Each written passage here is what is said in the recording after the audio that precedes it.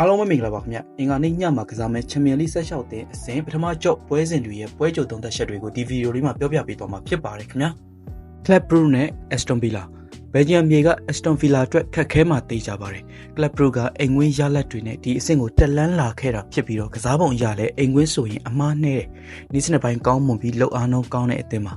Aston Villa ကလည်း Redford Asensio အတွဲနဲ့အလုပ်ဖြစ်နေပြီးတော့ Asensio စီကသွင်းဂိုးတွေခက်စိတ်မြင်လာနေရတာပါဒါပေမဲ့တစ်ဖက်မှာ Morgan Roger ရဲ့ impact ရောကျလာခဲ့တယ်လို့အဝေးကွင်းပွဲတွေမှာလည်းလိုချင်တဲ့ရလဒ်မျိုးရယူနိုင်ခြင်းမရှိပါဘူး Club Brugge အတွက်အနည်းဆုံးတည်ရရလဒ်တော့သိကြပါရခင်ဗျ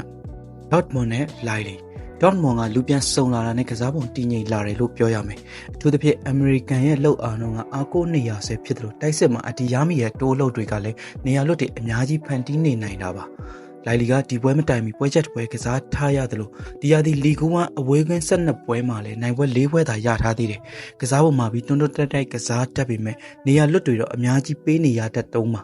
ဂျာမန်ပြည်မှာတော့ Dortmund အတွက်နိုင်ပွဲတစ်ပွဲတေးကြနိုင်ပါတယ်ခင်ဗျ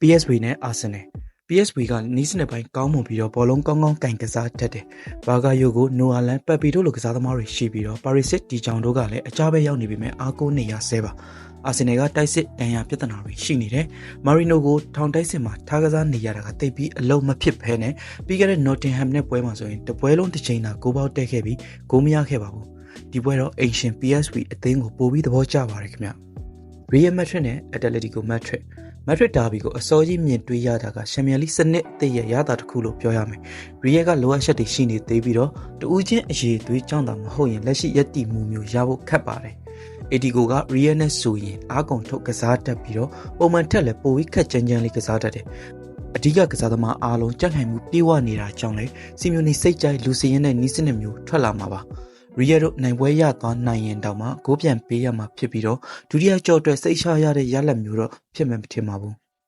အဆုံးထိနားထောင်ပြီးရတဲ့အတွက်ကျေးဇူးတင်ပါတယ်ခင်ဗျာဒီနေ့ပွဲစဉ်တွေနဲ့ပတ်သက်ပြီးတော့လူကြီးမင်းတို့ရဲ့အမြင်ကိုလည်း comment မှာဝင်ရောက်ဆွေးနွေးပေးသွားကြပါအောင်ခင်ဗျာအားလုံးကိုကျေးဇူးတင်ပါတယ်ခင်ဗျာ